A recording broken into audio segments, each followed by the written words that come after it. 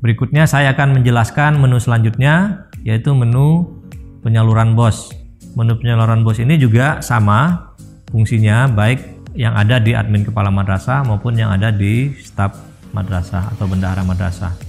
Menu ini merupakan menu yang memberikan informasi status penyaluran BOS berdasarkan informasi yang diinput oleh Kanmenak. Jadi yang input menu ini adalah Kanmenak, Bapak Ibu.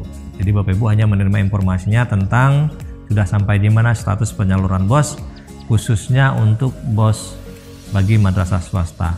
Nah, bagaimana cara menggunakan menu penyaluran BOS ini? Berikut penjelasannya.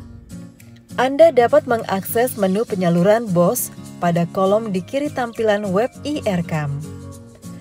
Klik submenu status penyaluran untuk Anda mengetahui progres penyaluran BOS madrasah swasta yang diinput oleh tim admin Kemenak ataupun di tingkat kabupaten kota. Fitur ini membantu kepala madrasah maupun staf madrasah untuk mengetahui langsung progres penyaluran dana BOS. Demikian penjelasan saya tentang menu penyaluran BOS.